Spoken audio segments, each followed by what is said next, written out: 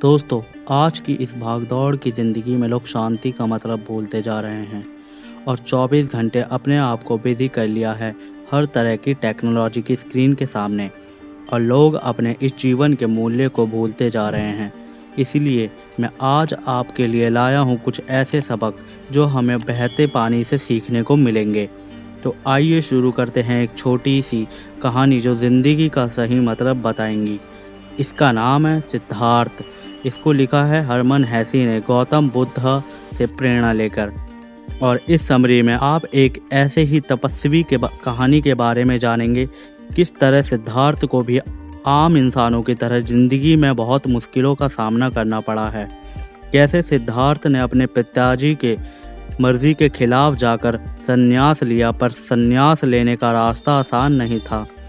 उनमें भी बहुत से बुराइयां थी और उन्होंने हार नहीं मानी और अपनी सारी इच्छाओं को जीतकर ज्ञान प्राप्त किया। चलिए इस जर्नी को शुरू करते हैं और सिद्धार्थ के जीवन से कुछ प्रेरणा लेते हैं। सिद्धार्थ एक ब्राह्मण का बेटा था जो बहुत तेज दिमाग लड़का था और उसे प्रकृति से बड़ा लगाव था। उसे जंगलों और साधु संतों के साथ रहने में आनंद मिलता था।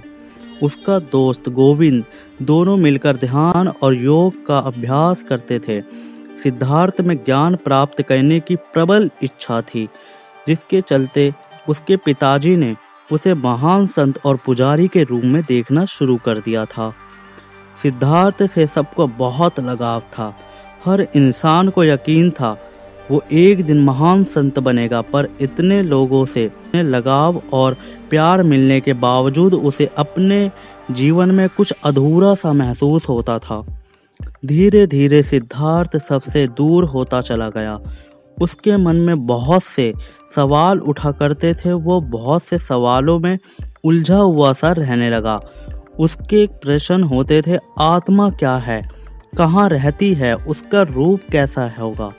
उसके सवालों ने उसे इतना परेशान कर दिया, उसकी रातों की नींद गायब होने लगी। फिर एक दिन सिद्धार्थ ने अपने दोस्त से कहा वो दोनों एक पेड़ के नीचे बैठकर ध्यान लगाएंगे।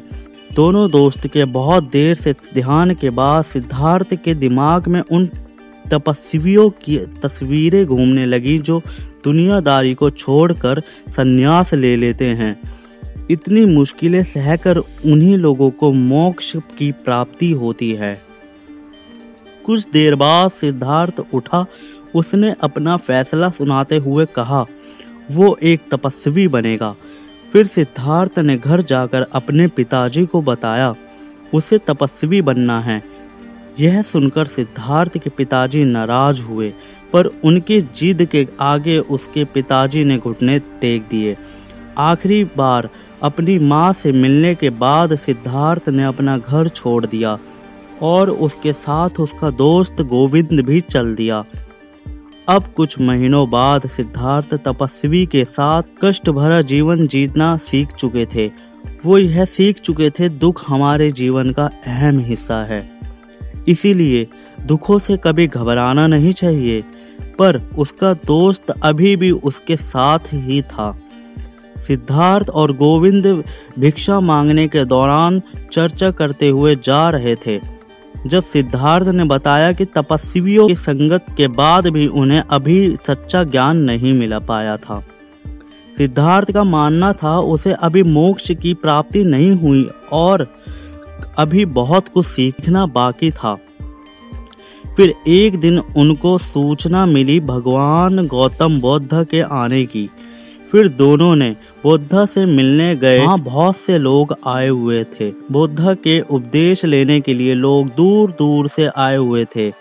बुद्ध ने दुख की लोगों को परिभाषा समझाई। गौतम बुद्ध के उपदेश से उन्हें बहुत कुछ सीखने को मिला था। उपदेश खत्म होने के बाद सिद्धार्थ को बुद्ध के उपदेशों ने ज़्यादा प्रभावित नहीं किया। इसीलिए उसने फैसला किया कि वो अलग अलग तीर्थ स्थानों पर जाकर मोक्ष की प्राप्ति करेगा।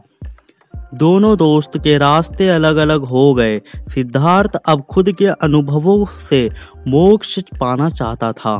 गौतम और गोविंद के वहां से जाने के बाद सिद्धार्थ काफी देर तक सोचता रहा। उसने कहा, मुझे कहाँ जाना चाहिए? आखिर वो जीवन से क्या चाहता था? उसे किस चीज की तलाश थी? जैसे ही वो चलने को तैयार हुआ, उसे जवाब मिला। वो तो खुद को ही ढूंढ रहा था। दूसरों को ज्ञान हासिल करने के चक्कर में वो खुद को कहीं खो चुका था। वो खुद ही अपना गुरु, खुद ही अपना शिष्य था। सिद्धार्थ अब दुनिया नए नजरिए से देख रहा था। वो एक नाव वाले के साथ उसके झोपड़े में रहने लगा था। सिद्धार्थ ने नाव वाले से कहा, क्या तुम भाई मुझे नदी के उस पार ले चलोगे? नाव वाले ने कहा, इस नदी को देखो, इसका पानी लगातार बहता रहता है। हर चीज वापस लौट के जरूर आती है। मुझे भी यकीन है तुम भी एक दिन नदी की तरह वापस लौटकर जरूर आओगे। इसके बाद सिद्धार्थ चलते चलते एक शहर में पहुंचा।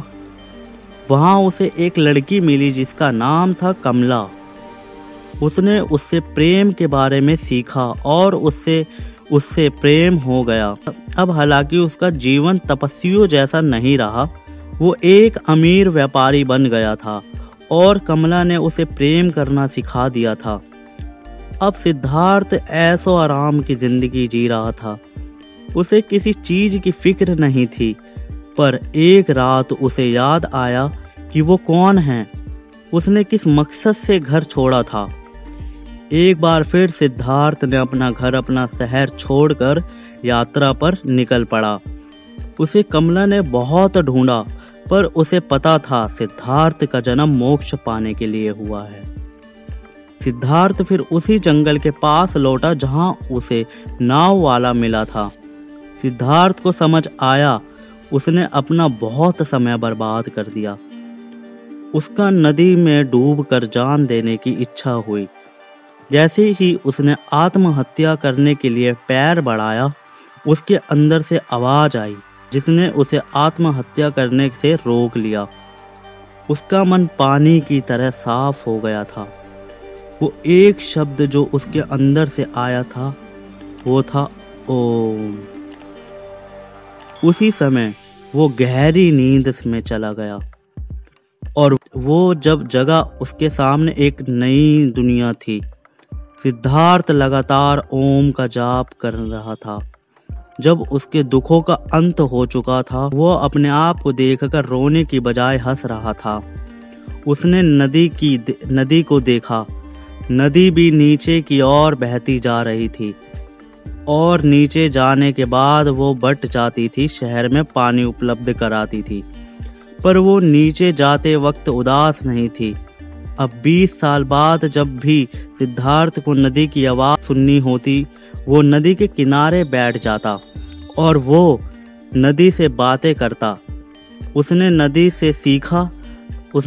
से सीखा जीवन लगातार चलने का नाम है। नदी की तरह जीवन की धारा आगे बढ़ती रहती है और गुजरा वक्त लौटकर कभी नहीं आता। नदी आज में बहती है, उसे बीते हुए कल की, आने वाले कल की कोई फिक्र नहीं होती। नदी के इसी सीख को सिद्धार्थ ने जीवन में उतार लिया। उसका जीवन भी तो नदी की तरह था।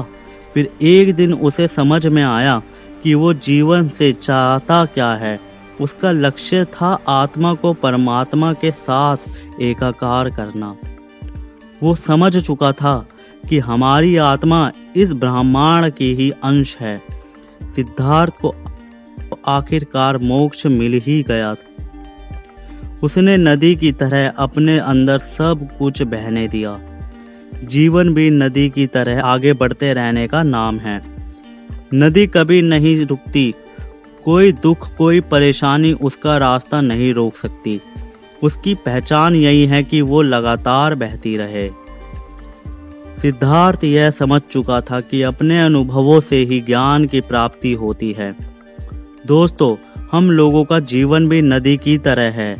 जैसे नदी के सामने कोई पत्थर आ जाता है तो नदी कभी रुकती नहीं है।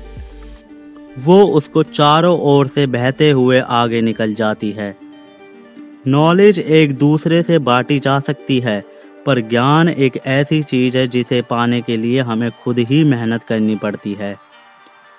यह हमें अपने अनुभवों से ही मिलती है। तो अकेले चलने से डरिए मत, क्योंकि इस दुनिया में हर इंसान अपने किस्मत खुद ही लिखता है। इसीलिए आगे बढ़ते रहिए और डरिए मत, क्योंकि आप जहां अपना मन लगाएंगे आपकी मंजिल ही वहीं होगी। कहते हैं पानी जिस दिशा में बह रहा हो, अगर आप भी उसी दिशा में तैरेंगे तो किनारा जल्दी मिल जाएगा। मतलब जिस दिशा में तुम्हारा लक्ष्य है उसी दिशा में जाओगे तो लक्ष्य जल्दी मिल जाएगा। जैसे पानी अपना रास्ता आगे बढ़ने के लिए खुद बनाता रहता है, वैसे ही हमारी जिंदगी है। हमें अपने सपनों का रास्ता खुद ही बनाते हुए चलना होगा। तो अकेले चलने से डरिए मत। दोस्तों, तो आज के लिए यह ऑडियो यहीं ख़त्म होती है। आशा करता हूँ इस कहानी से कुछ सबक आपको ज़रूर सीखने को मिले होंगे। मैं हर संडे आप लोगों के लिए ऐसे ही बुक्स समरी लाता रहता हूँ। तो इस वीडियो को लाइक और इस चैनल को सब्सक्राइब करके बेल नोटिफिकेशन ऑन कर लीजिए, ताकि आने वाली नॉलेजेबल वीडियो आप मिस ना कर पाओ। So thank you for watching.